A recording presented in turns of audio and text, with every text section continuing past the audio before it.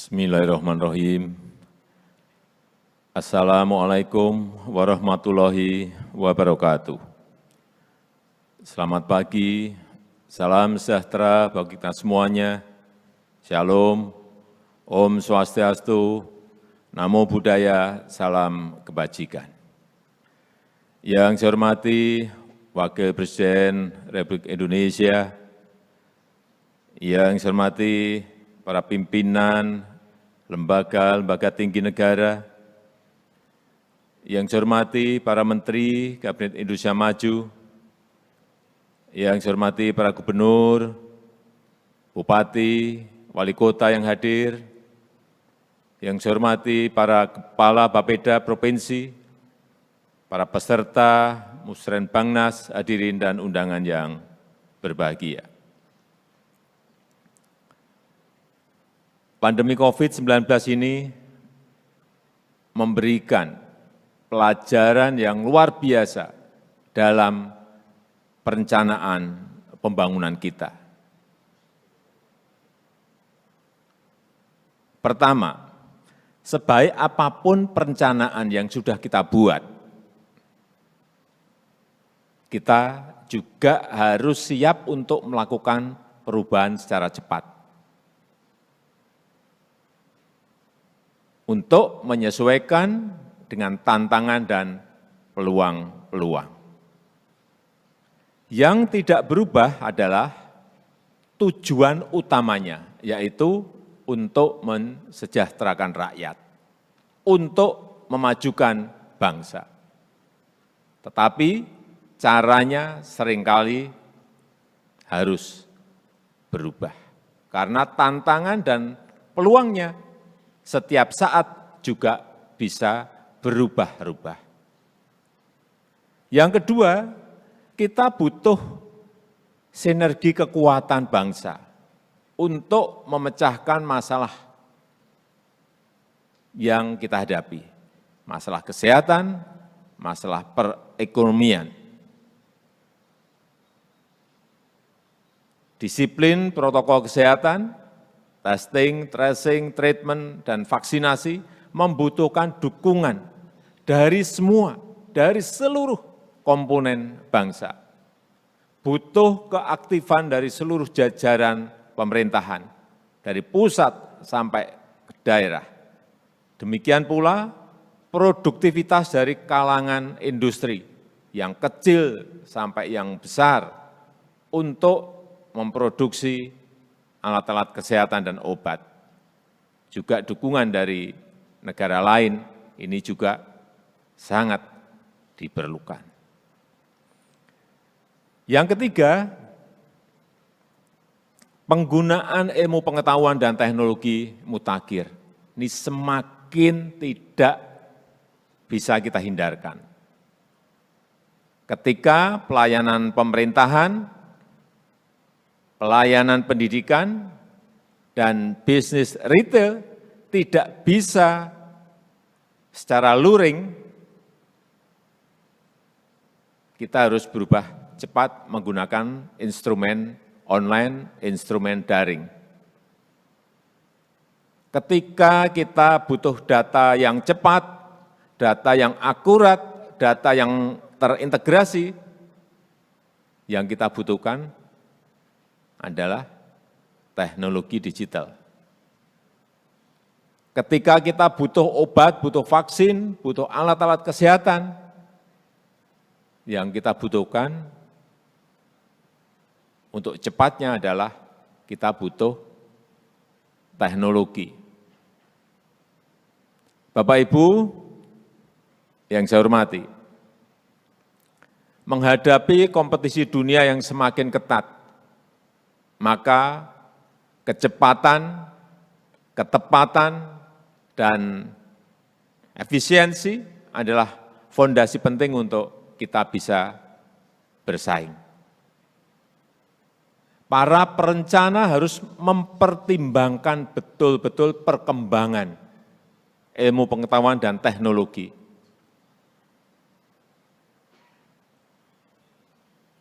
Harus itu. Dan kita juga harus menjadi bagian dari produsen teknologi itu sendiri.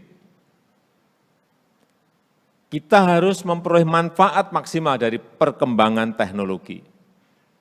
Dan dalam perkembangan teknologi yang sangat cepat, apalagi akan dimulainya konektivitas digital 5G. Hati-hati, kita jangan hanya menjadi pengguna. Kita jangan hanya menjadi smart digital users. Tetapi kita harus mampu mencetak smart digital spesialis. Mencetak para teknolog yang handal, yang mampu bersaing, yang kompetitif. Dan harus mengembangkan smart digitalpreneur yang mengembangkan kewirausahaan dan membuka lapangan kerja di dalam negeri. Hampir semua perusahaan sekarang ini adalah perusahaan teknologi. Karena dari situlah value added diciptakan. Sangat tergantung pada kecanggihan inovasi dan teknologinya. Di sektor keuangan misalnya sekarang ini, sudah marak bermunculan yang namanya fintech, yang mampu mengoperasikan bisnisnya dengan sangat efisien. Dan industri keuangan sudah mulai bergeser menjadi perusahaan yang mengandalkan teknologi dan inovasi. Hati-hati mengenai ini. Kita juga harus mengantisipasi teknologi di dunia kesehatan. Ini juga hati-hati di dunia kesehatan. Health tech akan semakin berkembang dengan pesatnya. Lebih dari sekedar pemeriksaan atau konsultasi medis jarak jauh, tapi juga pemanfaatan artificial intelligence (AI) untuk diagnosis, untuk pelaksanaan pengobatan, untuk precision medicine, hingga tindakan operasi jarak jauh. Segera ini akan bisa dilakukan dimanapun. Di bidang pendidikan, pandemi ini juga mengakselerasi, mempercepat penggunaan edutech. Pembelajaran jarak jauh menjadi sebuah kebutuhan, menjadi sebuah keniscayaan.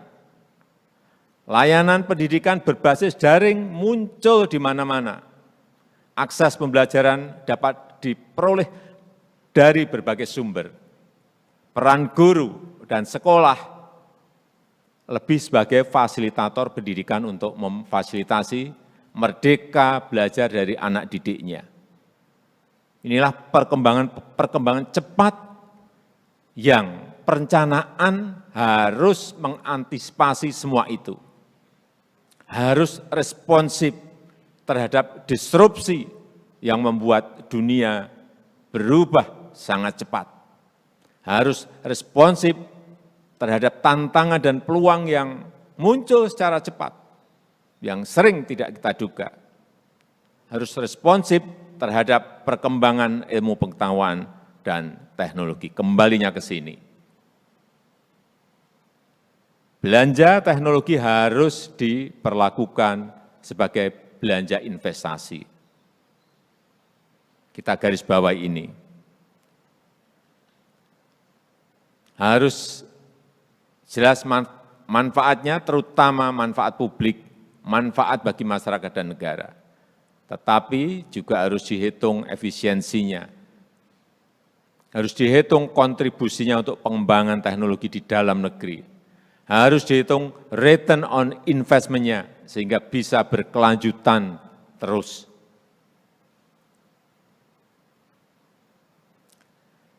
Bapak Ibu yang saya hormati, rencana kerja pemerintah di tahun 2022, tahun depan ini, masih mengusung pemulihan ekonomi dan reformasi struktural. Harus kita ingat, fondasi paling awal dari pemulihan ekonomi adalah pengendalian COVID-19. Kita harus mempercepat belanja pemerintah, terutama berbagai bentuk bantuan sosial, padat karya, serta mendorong belanja masyarakat. Demand side harus diperbesar, sisi permintaan harus diperbesar. Kemarin saya sudah mengingatkan di akhir Maret 2021 di perbankan masih ada uang APBD provinsi, kabupaten, dan kota 182 triliun yang seharusnya itu segera dibelanjakan untuk memperbesar sisi permintaan, sisi konsumsi. Kita harus juga mendorong agar industri mulai bangkit, para pekerja mulai bekerja, domestic supply side harus ditingkatkan, tetapi semua dilakukan dengan protokol kesehatan yang ketat. Jangan ditawar-tawar mengenai ini. Reformasi struktural secara besar-besaran sudah kita mulai dengan penetapan Undang-Undang Cipta Kerja. Semua kementerian lembaga dan pemerintah daerah harus sinergis dalam melaksanakan dan memanfaatkan reformasi struktural ini. Harus kita rencanakan sejak sekarang bahwa nilai tambah di sektor industri harus ditingkatkan, ketahanan pangan harus meningkat, dan pemulihan sektor pariwisata harus berjalan dengan baik. Kita juga harus memperoleh manfaat dari perkembangan dunia yang mengarah pada green economy. Ini hati-hati ke depan mengenai green economy. Kita juga harus menyadari bahwa kita adalah salah satu paru-paru terbesar dunia. Dan kita bisa memperoleh manfaat besar dari hutan tropis dan hutan mangrove yang kita miliki. Oleh sebab itu, transformasi energi menuju energi baru dan terbarukan harus dimulai. Green economy, green technology, dan green product harus diperkuat agar kita bisa bersaing di pasar global. Dan kita sudah merencanakan ini untuk membuat Green Industrial Park, kawasan industri hijau, kan kita siapkan di Kalimantan Utara, karena kita ingin memanfaatkan hydropower yang ada di Sungai Kayan, dan ini akan menghasilkan energi hijau, energi baru terbarukan yang akan disalurkan kepada kawasan industri hijau sehingga muncul produk-produk hijau dari sana. Inilah kekuatan kita ke depan. Kita juga mempunyai kekuatan di blue economy.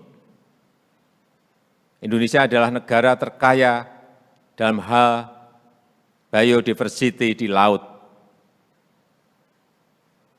Kita harus memanfaatkan secara bijak anugerah Tuhan ini, mensejahterakan rakyat dengan tetap menjaga alam dan keberlanjutan produksi. Sustainable blue economy menjadi agenda yang harus diprioritaskan di semua wilayah pantai yang kita miliki.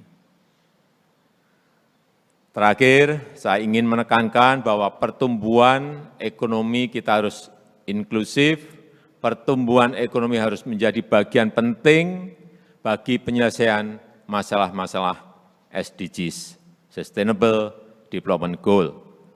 Pertumbuhan ekonomi harus menjadi mesin bagi pemerataan pembangunan dan keadilan ekonomi, baik antar daerah maupun antar desa dengan kota. Pertumbuhan ekonomi harus meningkatkan kelas UMKM kita dan semakin mampu bersaing dengan produk-produk dari negara lain. Saya rasa itu hal-hal penting yang ingin saya sampaikan untuk menjadi perhatian kita bersama, dan dengan mengucap Bismillahirrahmanirrahim, saya buka Musrenbangnas tahun 2021 pagi hari ini. Terima kasih. Wassalamualaikum warahmatullahi wabarakatuh. Om Santi Santi Santi Om, Namo Buddhaya.